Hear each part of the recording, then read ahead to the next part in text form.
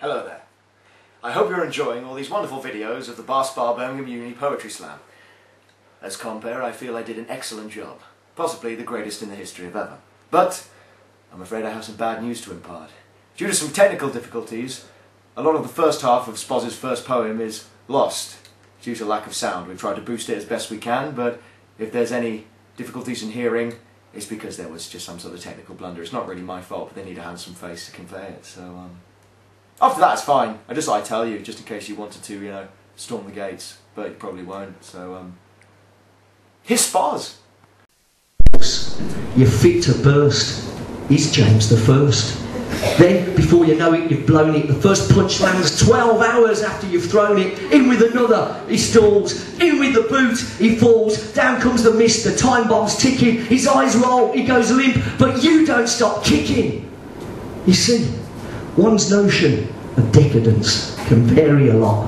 What makes something decadent and what makes it not? Getting pissed with your mates may be a source of hilarity, but at what point does decadence turn into vulgarity? It lacks clarity, it's vague. By whose rule do we measure? Are all acts of decadence designed to give pleasure? A moment to treasure, or a moment of greed, when self-satisfaction surpasses one's need?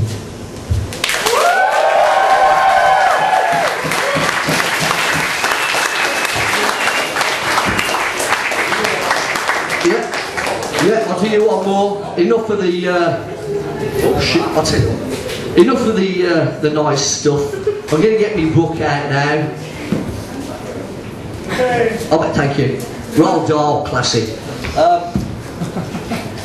Right then, I met Hannah and Jack at Cheltenham. We were doing a little poetry slam thing in Cheltenham, and I crashed and burned, good and proper.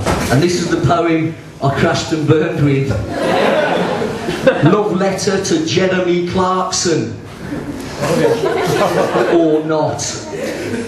Tory Jeremy, son of Clark, do you get dressed in the dark?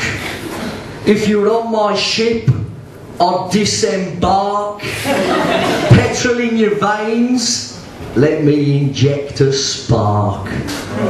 Clarkson, you embody everything that's crap with humanity. When I think of you, my speech turns to extreme, obscene profanity. You fucking twat. You see, it happens quite a lot. When your parents had you, they should have had you shot. Was it them who taught you that selfishness was best? Clarkson, you're a piece of shit. I'm glad I got that off my chest. You impose your piss-poor opinions with your laddish bully boy tactics. Be friends with you, I'd rather choose some second-hand prophylactics. Thank you. You display hints of misogyny, it's not your most annoying trait. I'll bet you think of big fast cars when you masturbate. You and those other two toffee-nosed twats presenting Top Gear on the telly to an audience of bimbos and wannabe boy racers ferociously jerking their jelly. You're nothing but a fossil like the fuel you like to burn. Take this Skoda for a spin and please do not return. I know you don't like Birmingham. Well, frankly, I don't care. It's not a patch on your Oxfordshire home, so stay the fuck down there. Your tiresome schoolboy racial slurs and your right-wing rhetoric makes me want to beat you with a great big fucking stick. You're arrogant, you're bigoted, you're self-absorbed and blunt. That's the end of that one.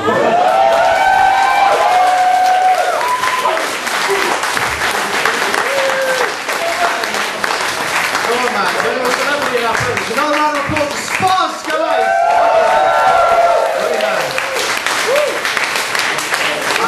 I'm going to be highly unprofessional, as if I'm not, because clearly I'm drunk off my tits. I'm just going to check where we are, and if I haven't lost my place, we will start again.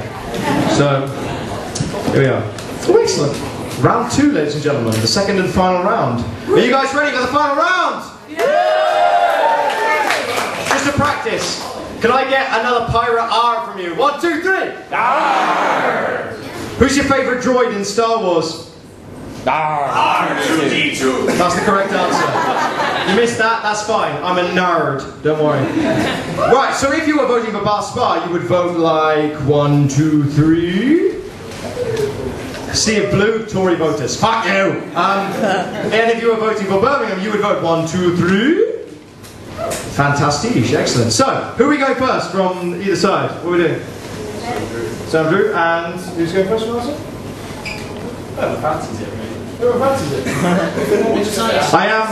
I do have the duty of announcing, so I can't go, please welcome whoever fancies it. Because I fancy you, Leo. That's the answer. Okay, cool. So Sam Drew. Because it's the second round, as I explained to you, Bar Spa will be going first. So please welcome to the stage the 2-syllable wonder, Sam Drew, ladies and gentlemen.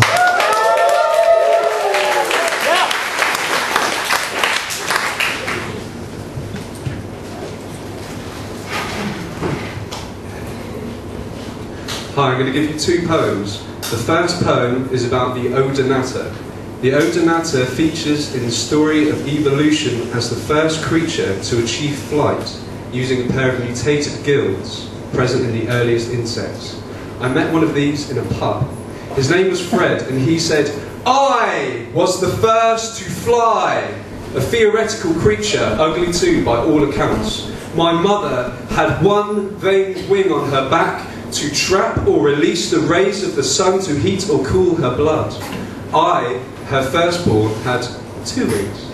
My brothers called me mutant and freak, until one day I waved my wings and watched them shrink below, mouths open as I passed tall grass, branches, leaves, cleared the summit of trees and entered heaven alone.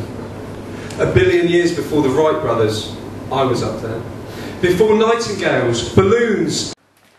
Now, you might notice at this point that there's a change of camera angle. Now this is because the camera ran out of battery and the nearest power plug was to one side of the room. So don't be alarmed, everything's fine, it's just going to be a bit more peripheral. Enjoy. Also, because of these technical difficulties, we lost some poems from the second round, so apologies to James and Hannah and Sam for losing your poems. There isn't really a joke here, but I did this to kind of make it seem more amusing than it is, but really I'm just a dick with wonky glasses, so I hope that gives you some comfort, if anything. Yeah, poetry.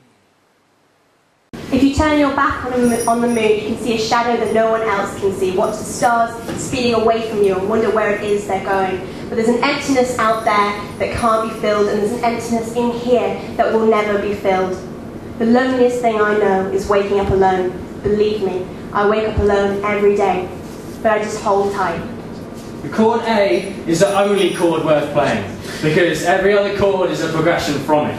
If you progress through music, you inevitably end up writing poems no one will ever see or hear, but you keep telling yourself. One day someone will call your name like they know you, and that will mean everything to you, because it will mean someone heard. Maybe even understood, but you can back that person being the same as you, playing the chord A into an empty room and hoping that even a passerby might hear it and hold tight. I imagine that anyone who doesn't write questions why anyone would when Lennon died and McCartney got old. But there are some things we will never have the answer to, like whether watching the sky fall will help us see deep into the heart of existence. Whether catching that train in the rain without her was the reason she never called again. Whether cutting my wrist with a pen and watching the ink mingle with the blood will seal me a deal with the devil. Cross yourself before you listen to your heart. In the hope that the God I don't believe in might spare your endless pursuit of happiness and not punish you eternally for it. Hold tight. That is the only advice I had to anyone in love. Hold tight, as if you've never held something until your arms were aching, and let it go and watched it fall and felt your heart breaking. If you don't know what it means to hold me, then leave. You were never supposed to hear this poem like torrential rain pouring down a tin roof in a dusty summer, making music like a hurricane. This poem came fully formed in my sink when I washed my hands of the mud from planting white roses in graveyards and holding tight to the sun as it rose. This poem is the secrets of people we don't even know. It's supposed to stay locked up in my heart of hearts and in my head, because sometimes when I'm holding tight I forget to breathe. But I know the one I'm holding on to can breathe for two. Like, when we stood on that train platform with the rain falling like an orchestra, and even though I never saw her again, as if the rain washed her out of existence, that is still my favourite memory, because for the briefest moment I understood what it means to live and not just to exist. Some things have never lived. I once saw my reflection in an icicle on a park bench, staring back at me like I was the answer to some impossible question. I broke it off to get a closer look at the honesty, the brutal honesty, but I held too tight and it melted. I don't hold tight to the truth anymore, because I think it's true what they say. There is no true beauty without decay. So today, I hope I decay. So when I wake up tomorrow, alone, I can play the chord A into my empty room, and maybe, just maybe, I might have something true to write about. Thank you.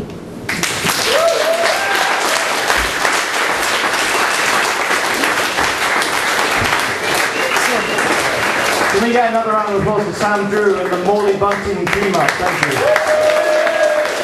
And after applauding, think about who you want to vote for. Hope you haven't forgotten during the break. 10 seconds.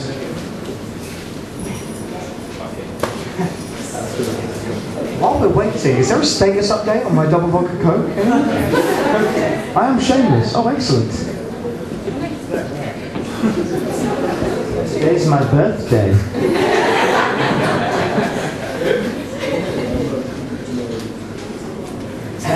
Alright, you have enough time to think. Are we all ready? Yeah. I keep asking that. I really don't care, apart from that guy in the front. Thank you.